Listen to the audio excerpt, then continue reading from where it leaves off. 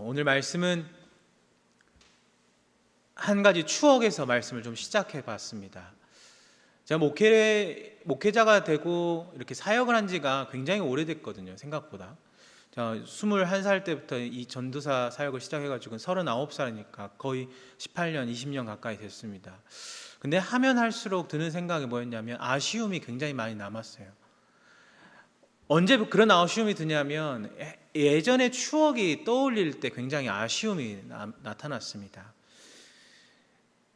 제가 어렸을 때 다녔던 교회는 추수감사절이 되면 이렇게 강단을 장식할 때, 예전에 모든 교회들이 그랬겠지만 각자 집에서 과일 하나씩 가져가가지고 강단에다 직접 이렇게 과일을 올려놨었습니다.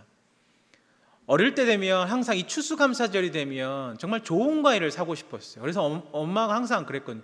우리 과일 사러 가자, 추수감사절이다. 그렇게 하면 뭘 사야 될까? 정말 마음 같아서는 매일 파인애플 같은 거, 그 당시에도 파인애플 너무 귀했으니까 그거 올려놓고 싶었는데 항상 감, 사과 뭐 이랬던 것 같아요.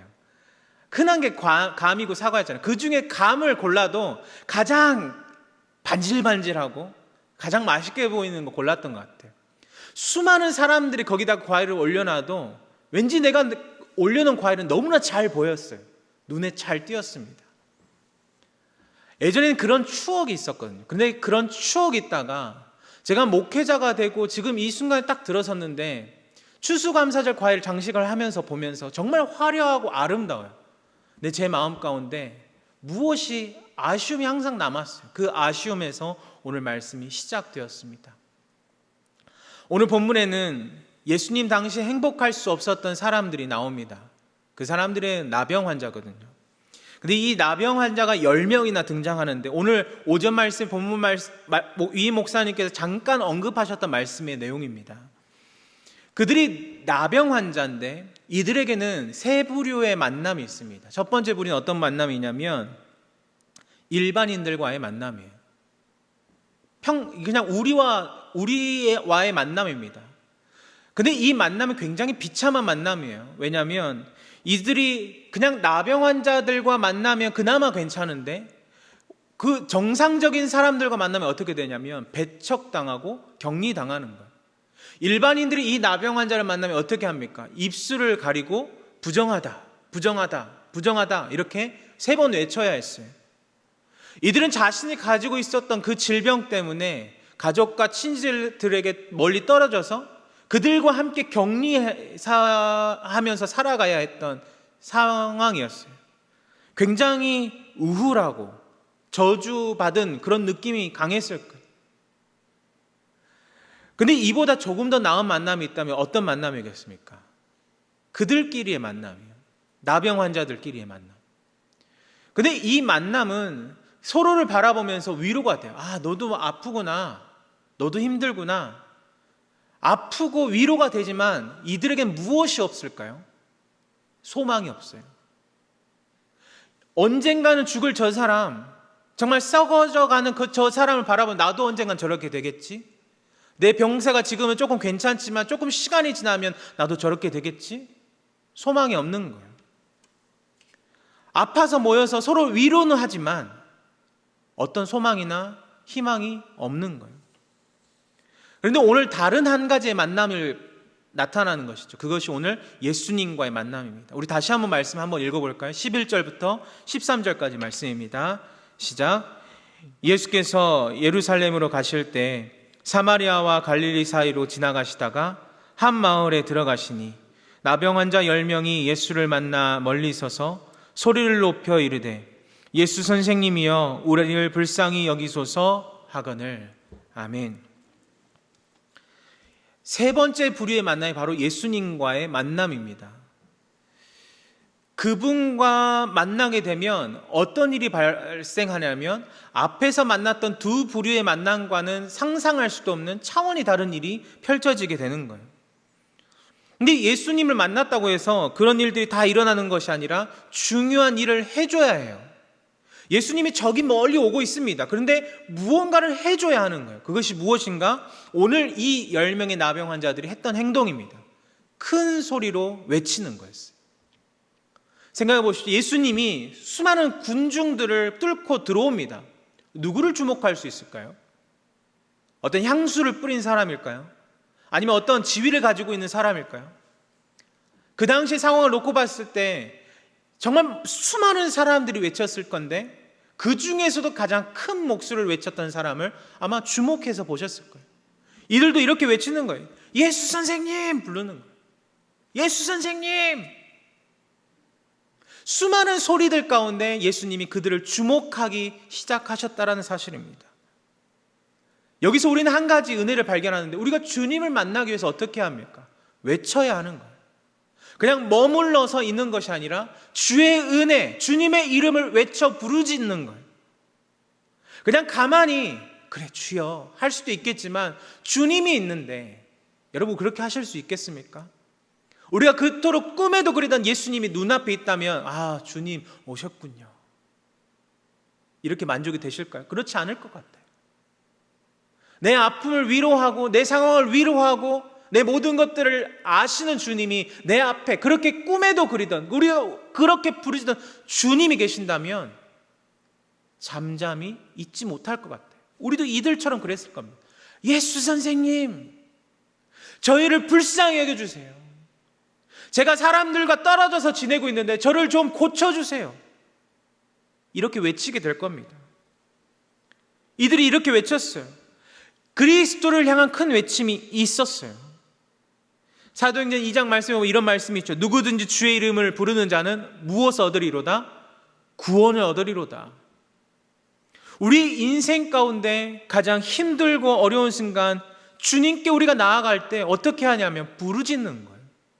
부르짖으면 우리를 새롭게 하시는 하나님의 은혜가 있을 줄 믿습니다. 우리가 기도할 수 있다라는 것, 부르짖을 수 있다라는 것이 소망이라는 거예요. 왜 그렇습니까? 지금 이 순간에도 하나님께서 살아 역사하시기 때문이에요. 그래서 우리는 외쳐서 기도해야 하고 외쳐서 주를 고백해야 하는 거예요. 그렇게 외치자 이제 예수님께서 이렇게 말씀해 주시는 거예요. 14절 말씀인데 제가 하나님의 말씀을 봉독하겠습니다. 14절 말씀입니다. 보시고 이르시되 가서 제사장들에게 너희 몸을 보이라 하셨더니 그들이 가다가 깨끗함을 받은지라. 여러분 상황이 좀 이해가 되시나요? 그들이 단순하게 외쳤어요. 오늘 말씀에만 보면 예수님을 부르짖었는데 예수님이 하는 대답을 우리가 한번 주목해서 보셨으면 좋겠습니다. 뭐라고 이야기하십니까? 제사장들에게 가서 너희 몸을 보이라 라고 이야기합니다. 우리가 예수님께서 일반적으로 행하셨던 기적을 우리가 아실 겁니다. 어떤 일을 행하셨죠?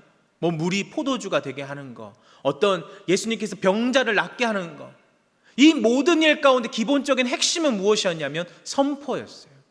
너가 낫게 될 것이다. 일어나 걸어라. 이런 선포가 있었는데 오늘 말씀에 보니까 뭐라고 이야기하시냐면 제사장들에 가서 너희 몸을 보이라.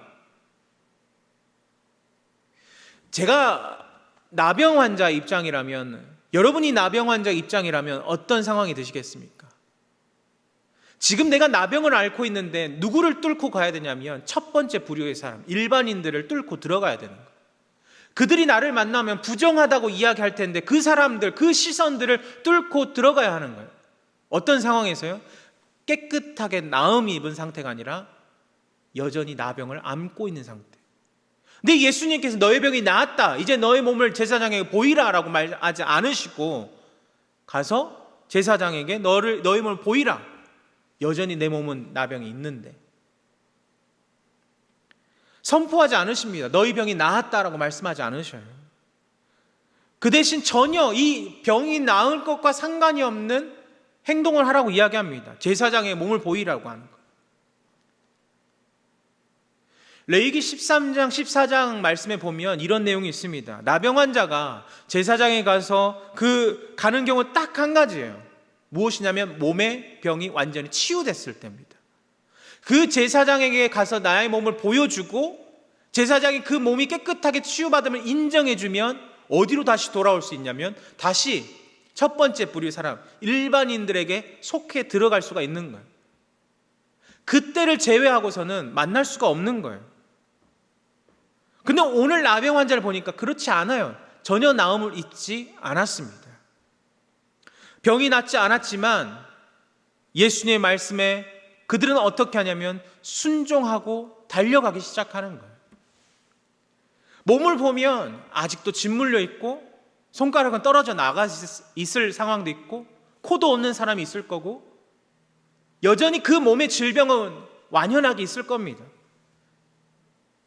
근데 주님이 뭐라고 이야기하시냐면 가라고 이야기하는 거예요.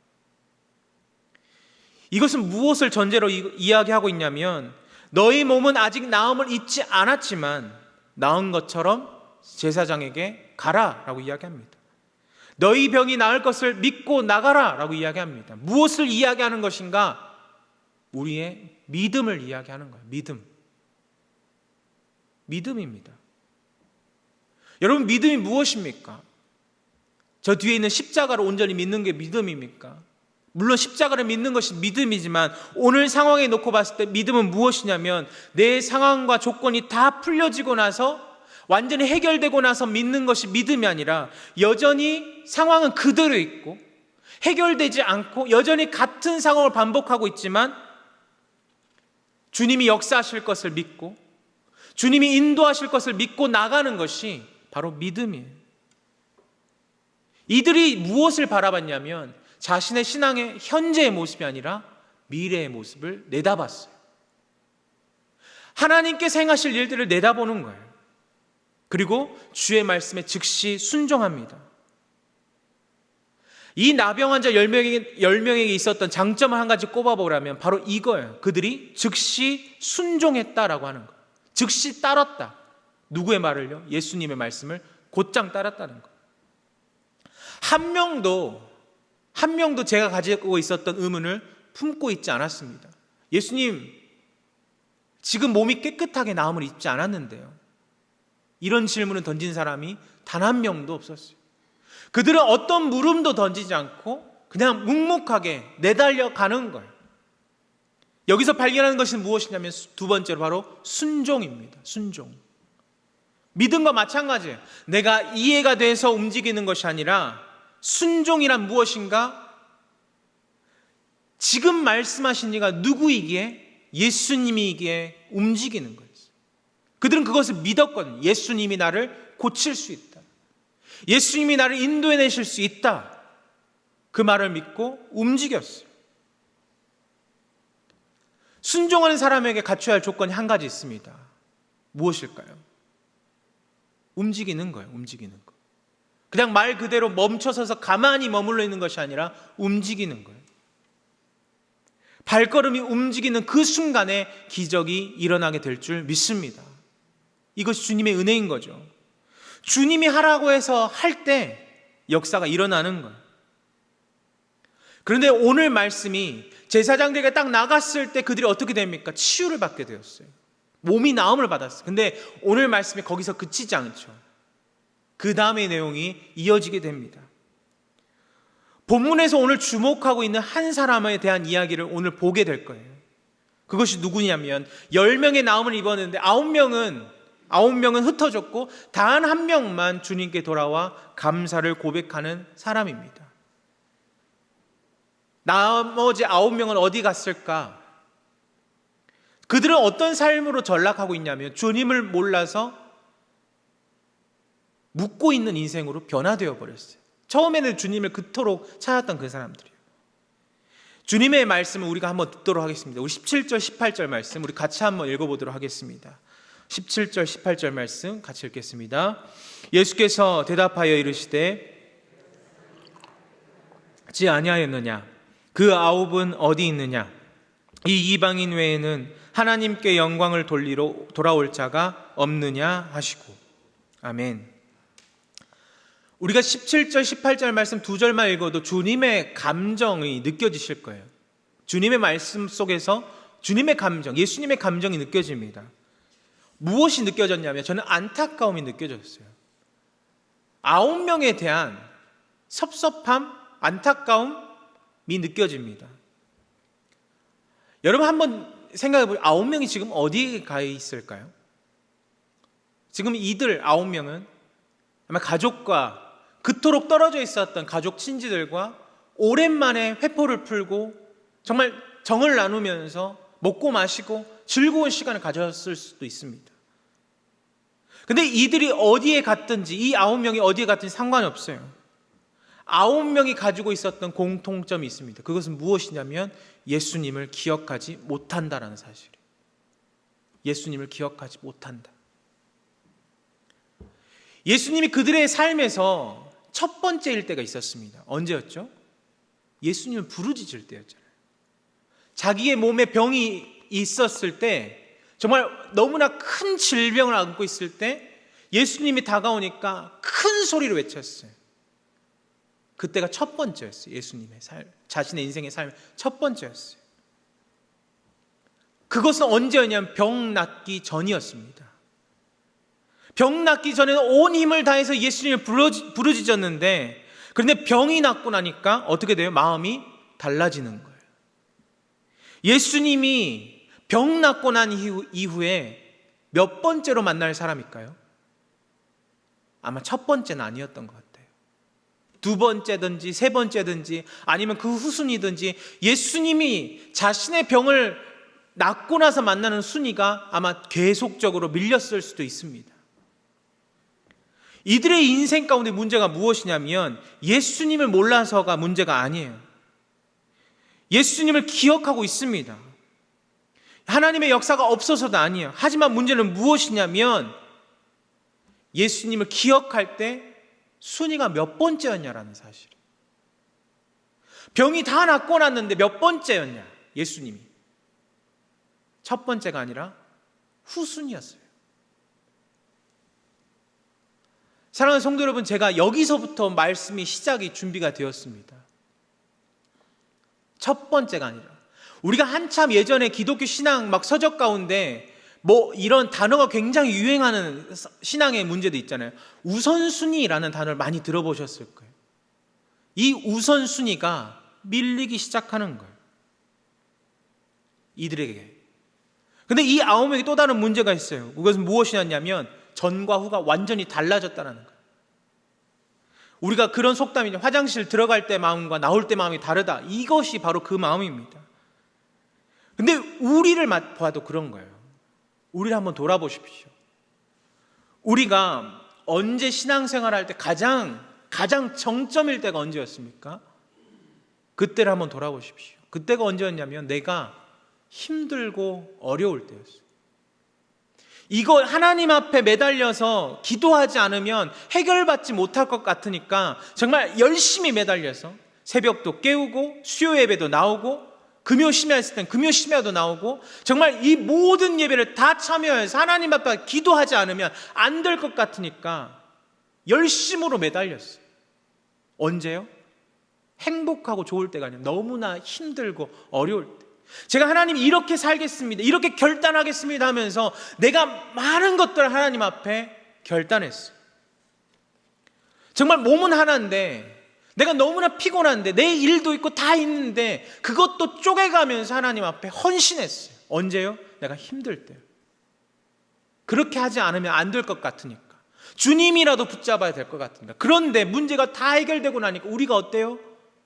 그렇게 깨웠던 새벽의 알람이 들리지 않기 시작하는 거예요. 그렇게 모이기 힘썼던 예배가 여러 가지 방법으로 해결할 방법이 생겨나기 시작하는 거예요. 그렇게 수고했던 나의 헌신이 점점 더 사라져가고 다른 사람들에게 그 공을 돌리기 시작해요. 우리는 언제 그 경험합니까? 나를 봐도 그래요. 내 모습을 봐도 그런다는 거예요. 사랑하는 성도 여러분, 우리에게 우리의 문제의 전과 후가 달라지지 않게 되기를 간절히 소망합니다. 동일한 하나님의 역사가 우리가 있어야 하는 거예요. 여기서 우리가 발견하는 것이 있습니다. 무엇이냐면 문제 해결이 중요한 것인가, 구원을 받는 것이 중요한 것인가 라는 문제. 이 9명은 무엇을 집중하고 있었냐면 문제에 집중했어요. 해결받길 원했거든요.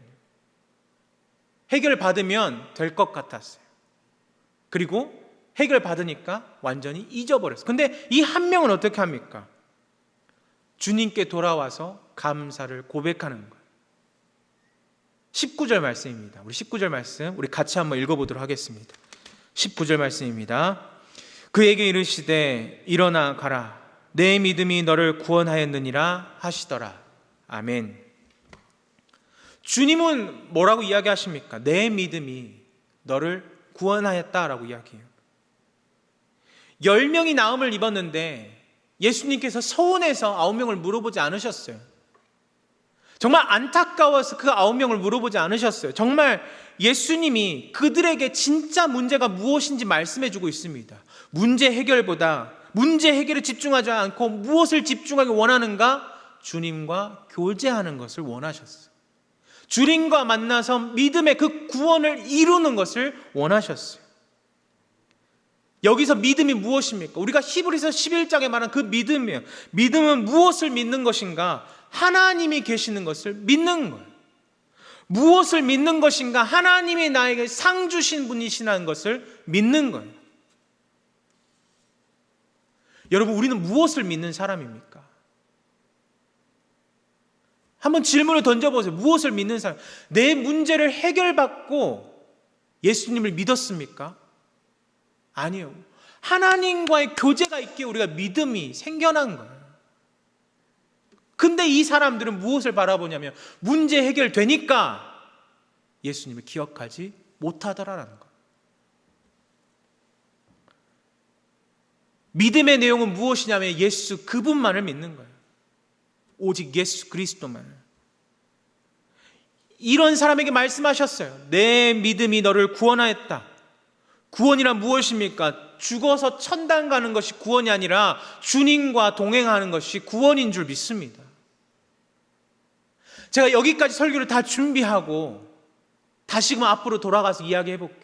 제가 추수감사절 때마다, 절기 때마다 저에게 나타난 아쉬움이 무엇이냐면 저의 삶도 풍성해지고 저의 문제도 별로 없어요. 뭐든지 다 해결받았는데 그 어렸을 때 강단에다 올려놨던 그 과일이 왜 추억이 더 그리워지냐면 저도 이 9명과 같은 삶을 살아가고 있기 때문이에요. 우선순위가 언젠가부터 예수를 고백하는 사람이었어요. 그런데 언젠가부터 첫 번째가 아니라 두 번째. 삶의 문제 해결하고 예수님 부르고 이 어려움이 해결되고 나서 예수님을 부르고 이것을 해결받고 나서 예수님을 부르기 시작하더라는 거예요. 여러분, 우리는 어떠신가요? 성도 여러분은 어떠십니까? 더 화려해지고 더 완벽해지고 더 풍성한 삶을 살고 있는데 우리는 신앙의 때는 언제를 그리워하냐면 예전을 그리워해요. 예전에 내가 이랬었는데, 예전에 내가 이렇게 열심을 냈었는데, 내가 예전에는 그 애기 업어가면서 보재기 하나 메면서 부흥에 참석했었는데, 제가 너무 옛날 얘기 하나요? 근데 그때는 어떤 마음이셨습니까? 예수님 아니면 안 될 것 같은 마음이 있었어요. 우선순위가 가장 먼저 주님이었다는 사실이에요. 저도 오늘 말씀을 맺으면서 저의 삶을 돌아봅니다. 예수님께 저에게 이렇게 물어보실 것 같아요. 신웅아, 너는 어디에 있느니? 너는 9명에 속한 사람인지 1명인지 물어보실 것 같아요. 사랑하는 성도 여러분, 더 풍성한 삶을 살아가고 있는데 우리는 왜 주님을 더 그리워합니까? 그것은 삶의 이 환경에 문제가 있는 것이 아니라는 사실을 오늘 발견합니다. 주님과의 교제가 점점 사라져가고 있는 것. 주님을 우리를 만나기 위해서 기다리고 있는데 9명은 어디 있니? 라고 물어보시는 거예요. 감사 이유가 넘쳐납니다.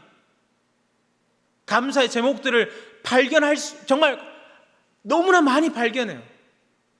그런데 우리 신앙 안에서의 감사의 모습은 어디쯤 있습니까? 주님을 고백하는 것이 너무나 힘든 삶을 살아가고 있지는 않으신가요? 감사합니다 주님 이야기하는데 내 문제 다 해결하고 내가 만나고 싶은 사람 다 만나고 그 다음에 이야기하지 않으신가요? 이 사마리아 여인은 나병을 안고 있을 때도 사람들과 격리되었지만 나병이 완전히 깨끗함을 치유받음에도 불구하고 그는 사람들에게 손가락질 받는 인생일 거예요. 그럼에도 불구하고 그가 어떻게 합니까? 주님께 찾아와서 구원을 허락받는 거예요. 사랑하는 성도 여러분, 우리가 그런 인생 살아가시길 간절히 소망합니다. 지금 이 순간에 풍성함이 아니라 우리에게 누려하는 것은 무엇이냐면 진정한 감사, 구원을 허락하시고 내 믿음을 온전케 하신 하나님을 만나는 삶의 우선순위가 온전히 주님으로 회복되는 은혜가 우리 가운데 필요한 거예요. 그때 그것이 회복될 때 저에게도 그리고 우리 모든 성도님들에게도 우리가 그토록 꿈꾸던 이전의 감사, 나의 모든 것을 희생하면서도 누렸던 감사의 고백이 회복될 줄 믿습니다. 그냥 어떤 선포로 되지 않는 거예요. 예수님을 예수님 부른다고 해결되지 않아요. 예수님을 이 자리에서 조금씩 높여가십시오. 저도 그런 노력을 하려고 합니다. 그런 노력 가운데 있는 저와 우리 대광교회 모든 성도님 되시기를 간절히 소망합니다. 기도하겠습니다. 하나님 감사합니다. 이 감사의 날 우리의 삶을 다시금 점검하고 우리 믿음을 다시금 돌아봅니다. 오직 주의 은혜로 살아왔던 삶이었는데 하나님이 이전의 삶보다 더 풍성하고 더 행복함에도 불구하고 신앙의 모습 가운데 여전히 아쉬움이 있습니다. 우리가 감사를 이야기하면서도 여전히 우리 마음 가운데 공허함이 있습니다. 주님, 우리의 삶의 우선순위가 오직 주님이 되게 하여 주시옵시고 주님의 모습 될 수 있도록 인도하여 주시옵소서. 감사드리며 예수님의 이름으로 기도하옵나이다. 아멘.